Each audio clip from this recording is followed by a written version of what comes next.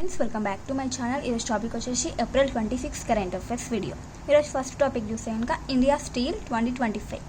India steel అనే సదస్సు జరిగింది. ఎక్కడ అంటే ముంబై వేదికగా ఈ సదస్సు అనేది జరిగింది. ఏప్రిల్ 24 నుంచి 26 మధ్యలో టోటల్గా ఈ సదస్సు అనేది జరిగిందనమాట ముంబైలో.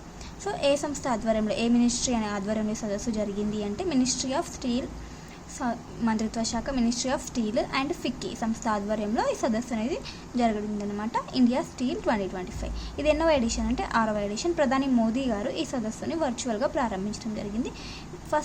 ఫస్ట్ సదస్సు ఎప్పుడు జరిగింది, మొదటి ఎడిషన్ ఎప్పుడు అంటే 2013లో జరిగింది. రీసెంట్గా లేటెస్ట్ వచ్చేసి 5th ఎడిషన్ వచ్చేసి 2023లో జరిగిందనమాట. ఇప్పుడు 6th ఎడిషన్ 2025లో జరిగింది ఇండియా స్టీల్ సదస్సు. మరి థీమ్ ఏంటంటే shaping the future of steel, driving capacity, augmentation, sustainability, digitalization and downstream applications వచ్చేసి ఈ సదస్సుకి సంబంధించిన థీమ్. నెక్స్ట్ ఇంకోటి, భారత్ వచ్చేసి 2వ అతిపెద్ద ఉక్కు ఉత్పత్తిదారుగా ఉండడం జరిగింది. ఫస్ట్ ప్లేస్లో ఉంది చైనా దేశం. సెకండ్ ప్లేస్లో భారత్ 2వ అతిపెద్ద ఉక్కు ఉత్పత్తిదారు అన్నమాట.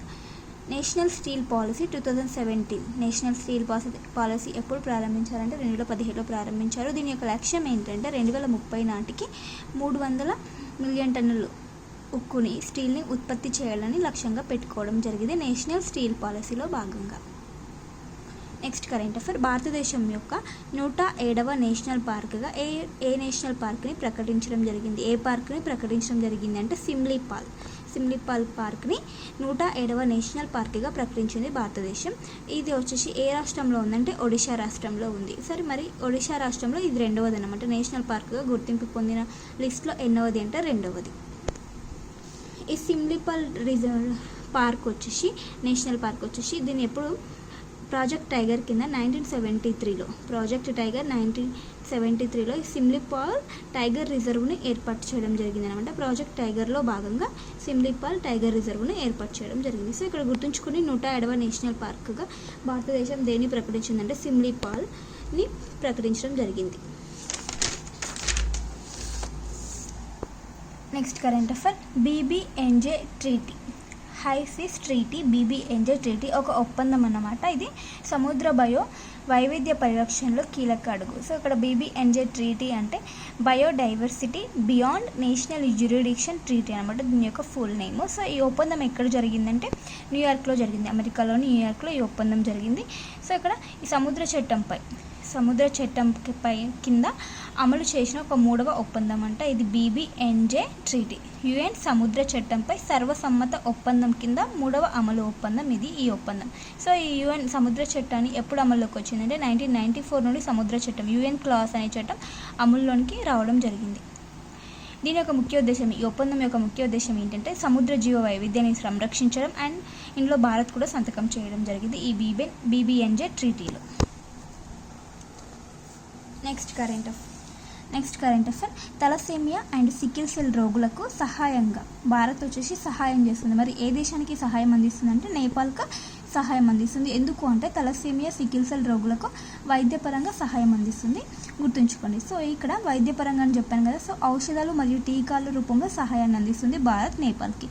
టోటల్గా వర్త్ ఎంత అంటే $2 మిలియన్ విలువైనటువంటి ఔషధాలని పంపించడం జరుగుతుంది. ఔషధాలు, టీకాలను నేపాల్ దేశానికి ఇవ్వడం జరుగుతుంది. సో ఈ విషయాన్ని ఎవరు తెలిపారంటే భారత విదేశాంగ శాఖ ప్రతినిధి అయినటువంటి రణధీర్ జైస్వాల్ గారు తెలపడం జరిగింది. సో ఇది వచ్చేసి నైబర్హుడ్ ఫస్ట్ పాలసీలో భాగంగా ఈ సహాయం అనేది చేయడం జరుగుతుంది. సో ఈ నైబర్హుడ్ ఫస్ట్ పాలసీని ఎప్పుడు ఏర్పాటు చేశారంటే 2014లో. Next current affair, union health ministry వచ్చేసి జీరో మిజిల్స్ అంటే రుబెల్లాని నిర్మూలించాలనే ఒక ఉద్యమాన్ని ప్రారంభించింది. యూనియన్ హెల్త్ మినిస్ట్రీ ఈ ఉద్యమాన్ని ప్రారంభించింది. భారతదేశంలో జీరో మిజిల్స్ అంటే జీరో మిజిల్స్ అండ్ రుబెల్లా ఈ రెండింటిని నిర్మూలించాలని ఒక లక్ష్యంగా పెట్టుకోవడం జరిగింది. సో ఏ మంత్రిత్వ శాఖ దీన్ని నిర్వహిస్తుంది అంటే భారత ఆరోగ్య కుటుంబ సంక్షేమ మంత్రిత్వ శాఖ దీన్ని నిర్వహించడం జరుగుతుంది. సో అక్కడ ఏ సంవత్సరం నాటికి దీన్ని నిర్మూలించాలని లక్ష్యంగా పెట్టుకుందంటే 2026 నాటికి రుబెల్లాని అండ్ మీజిల్స్ని నిర్మూలించాలని లక్ష్యంగా పెట్టుకుంది. ఏ విధంగా అంటే దేశవ్యాప్తంగా 95% పైగా టీకాలను అందించి ఈ వ్యాధిని నిర్మూలించాలని లక్ష్యంగా పెట్టుకోవడం జరిగింది. సో ఇక్కడ మీజల్స్ అది వచ్చేసి పారామిక్స్ వైరస్ అనే కారణంగా వ్యాధి రావడం జరుగుతుంది. దీని యొక్క లక్షణాలు ఏంటంటే ఉబ్బసంగా ఉండడం, జ్వరం అండ్ చర్మంపై ర్యాషెస్ అనేది రావడం దీని యొక్క లక్షణాలు. నెక్స్ట్ రుబెల్లా వచ్చేసి ఆర్యువి వైరస్ కారణంగా దీని యొక్క లక్షణాలు. ఈ వ్యాధి వచ్చేసి గర్భిణులకు ఈ వ్యాధి సోకితే పుట్టుకతో వైకల్యం అనేది రావడం జరుగుతుందంటే ఎవరైతే శిశువులు కనుక జన్మిస్తే వారికి పుట్టుకతోనే వైకల్యాలు అనేది రావడం జరుగుతుంది ఈ రుబెల్లా వ్యాధి కారణంగా. సో దీని యొక్క నిర్మూలన కొరకు భారతదేశం కృషి చేస్తుంది. 2026 నాటికి దాన్ని అంతం చేయాలని లక్ష్యంగా పెట్టుకుంది. Next current affair. డిఆర్డిఓ వచ్చేసి స్క్రామ్జెట్ ఇంజన్ని విజయవంతంగా పరీక్షించడం జరిగింది. సో ఇది వచ్చేసి హైపర్సోనిక్ పరిజ్ఞానంలో ఈ స్క్రామ్జెట్ అనే ఇంజన్ని యూజ్ చేయడం జరుగుతుందన్నమాట. సో ఇంజన్ పరీక్ష అనేది విజయవంతంగా పరీక్షించింది ఎవరు? డిఆర్డిఓకి అనుబంధ సంస్థ అయినటువంటి డిఆర్డిఎల్ హైదరాబాద్ కేంద్రంగా పనిచేస్తుంది. దీన్ని పరీక్షించడం జరిగిందన్నమాట ఈ స్క్రామ్జెట్ ఇంజిన్ను. నెక్స్ట్ ఇంకో సదస్సు అంతర్జాతీయ క్వాంటమ్ కమ్యూనికేషన్ కాన్క్లేవ్ 2025. ఇది వచ్చేసి ఎక్కడ జరిగిందంటే న్యూఢిల్లీలో జరిగింది. సో మరి ఎవరు ఈ సదస్సును నిర్వహించారంటే టెలికమ్యూనికేషన్స్ ఇంజనీరింగ్ సెంటర్ TEC అనే సంస్థ న్యూఢిల్లీలో ఉంది. సో ఇక్కడ వీరు ఈ సదస్సును నిర్వహించడం జరిగింది. ఇది ఎన్నవ ఎడిషన్ అంటే 3వ ఎడిషన్ అన్నమాట. సో ఇక్కడ చూస్తే కనుక TEC and centre for development of telematics ఈ రెండు కలిసి ఈ క్వాంటమ్ కమ్యూనికేషన్ కాన్క్లేవ్ అనే సదస్సును నిర్వహించడం జరిగింది. నేషనల్ క్వాంటమ్ మిషన్లో భాగంగా దీన్ని నిర్వహించారు. నేషనల్ క్వాంటమ్ మిషన్ ఎప్పుడు ప్రారంభించారంటే 2023లో ప్రారంభించడం జరిగింది. Next current affair. స్మైల్ బెగ్గరీపై ఒక సెమినార్ని నిర్వహించడం జరిగింది. సో ఎవరు అంటే department of social justice and world bank ప్రపంచ బ్యాంకు సంయుక్తంగా కలిసి ఈ స్మైల్ బెగ్గరీపై భిక్షాటనపై ఒక సెమినార్ అనేది ఏప్రిల్ 25న న్యూఢిల్లీలో నిర్వహించారు. ఇక్కడ చూస్తే కనుక సెమినార్ నేమ్ వచ్చేసి population out of reach smile seminar. దీనిపై population out of reach smile అనే దానిపై సెమినార్ అనేది ఇవ్వడం జరిగింది. ఇక్కడ స్మైల్ యొక్క ఫుల్ నేమ్ చూస్తే కనుక support for marginalised individuals for livelihood and enterprises అనేది ఫుల్ నేమ్ అనమాట. సో ఇక్కడ ఏంటంటే భిక్షాటన చేస్తున్న వారు చాలామంది ఉంటారు కదా, అండ్ వారికి కల్పించాల్సినటువంటి పునరావాసం అంటే వారికి ఒక ఆవాసం కల్పించడంపై వాటి చర్చలపై ఈ సెమినార్లో ప్రసంగించడం జరిగింది. Next current affair. ఇస్రో మాజీ చైర్మన్ అయినటువంటి కస్తూరి రంగన్ గారు కన్నుమూయడం జరిగిందనమాట కేరళలో. ఇతను జన్మించిన ప్రదేశం వచ్చేసి కేరళలోని ఎర్నాకుళం. సో ఇక్కడ ఇతని యొక్క ప్రాముఖ్యతను చూసేదానికి ఇతనికి పద్మశ్రీ రావడం జరిగింది. పద్మభూషణ్ అండ్ పద్మవిభూషణ్ గ్రహీత అన్నమాట కస్తూరి రంగన్. ఇతను చేసినటువంటి ప్రముఖ ప్రయోగాలలో భాగస్వామ్యంగా ఉన్నాడంటే ఉన్నాడు.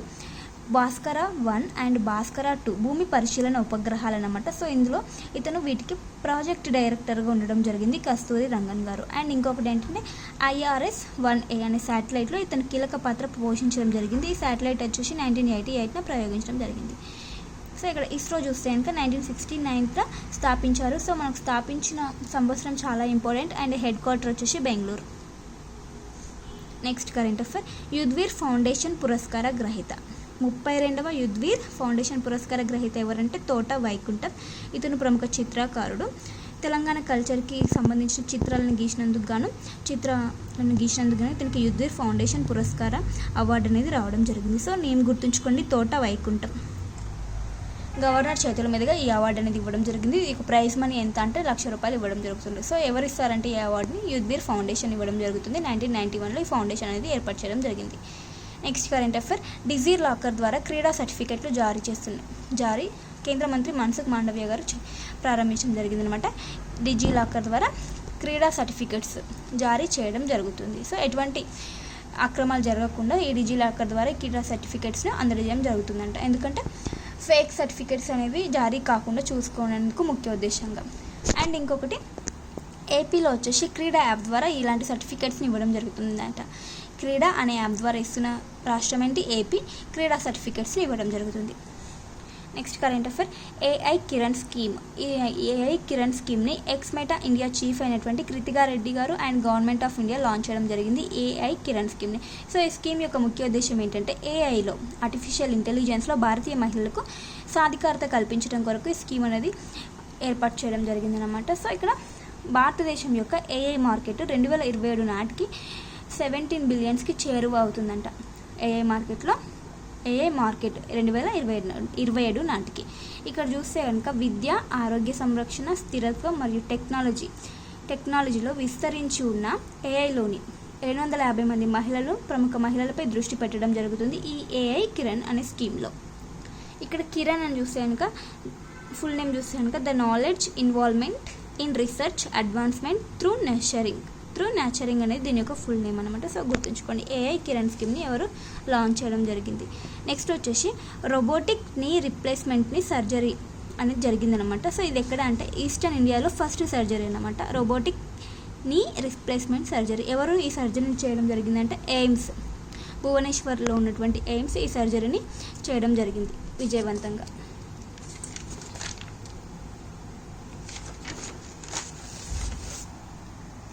Next current affair. డ్రీమ్ టెక్నాలజీకి తొలి భారతీయ బ్రాండ్ అంబాసిడర్గా నటి అయినటువంటి ప్రముఖ నటి, బాలీవుడ్ నటి కృతి సనన్ని నియమించడం జరిగింది. డ్రీమ్ టెక్నాలజీకి తొలి భారతీయ బ్రాండ్ అంబాసిడర్ అనమాట కృతి సనన్. సో ఈ డ్రీమ్ టెక్నాలజీ వచ్చేసి చైనా దేశానికి చెందిన ఒక ఇంటీరియర్కి సంబంధించినటువంటి ఒక సంస్థ, చైనాకి చెందినటువంటిది. Next world intellectual property day ఏ రోజున జరుపుకుంటామంటే ఏప్రిల్ 26న జరుపుకుంటాము. సో మరి ఎవరు ఈ డేని నిర్వహిస్తారంటే వైపో, వరల్డ్ ఇంటలెక్చువల్ ప్రాపర్టీ ఆర్గనైజేషన్ అనే సంస్థ ఈ డేని జరుపుతుందన్నమాట. సో మరి థీమ్ చూస్తే కనుక IP and music feel the beat of IP, అంటే intellectual property and music feel the beat of intellectual property వచ్చేసి థీమ్ అన్నమాట. సో ఇవ్వండి friends important current affairs. Video నచ్చితే ప్లీజ్ లైక్ చేయండి, షేర్ చేయండి, అలాగే సబ్స్క్రైబ్ చేసుకోవడం మాత్రం అస్సలు మర్చిపోవద్దు. Thank you for watching. Bye bye.